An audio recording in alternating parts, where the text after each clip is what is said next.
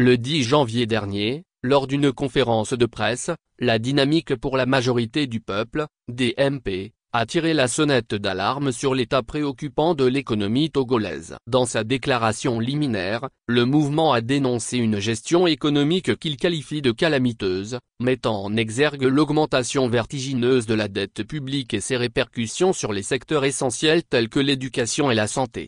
Selon les données de la Banque mondiale et du FMI, la dette publique du Togo est passée de 66,4% du PIB en 2023 à plus de 80% en 2024. Cette progression alarmante, alimentée par des prêts extérieurs contractés à des taux élevés, réduit la marge de manœuvre budgétaire du pays. Les Togolais travaillent désormais pour rembourser des dettes négociées dans une opacité totale, a martelé un représentant de la DMP. Le mouvement dénonce également l'absence de transparence dans les négociations et l'utilisation de ces emprunts, ce qui alimente les soupçons de corruption et renforce la dépendance du pays vis-à-vis de créanciers internationaux. Ces derniers imposent des politiques restrictives qui, selon la DMP, compromettent la souveraineté économique nationale et hypothèquent l'avenir des générations futures.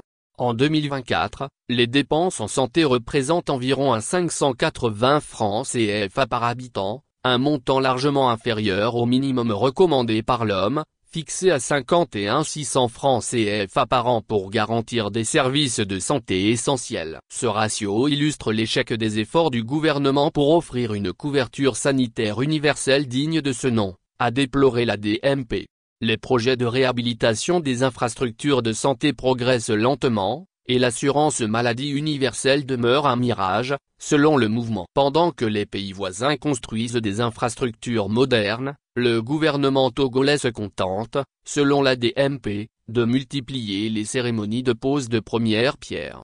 Le secteur éducatif n'est pas mieux loti. Avec une dépense de 63 667 francs CFA par élève et étudiant en 2024, le Togo reste loin derrière les pays à faible revenu, qui investissent jusqu'à 300 000 francs CFA par élève. Cette insuffisance budgétaire se traduit par un manque de salles de classe, de matériel pédagogique, et des universités sous-financées, rendant quasi inexistante la recherche et l'innovation.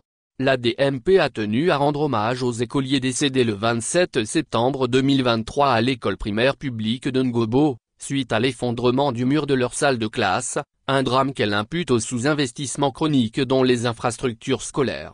La déclaration de la DMP s'est également penchée sur les conséquences sociales de cette mauvaise gestion économique. Selon des sondages réalisés en juin 2024, 78% des Togolais vivent dans la pauvreté, dont 37% dans une pauvreté extrême. Les besoins essentiels comme la nourriture, l'eau potable et les soins de santé sont devenus inaccessibles pour une grande partie de la population, a affirmé le mouvement.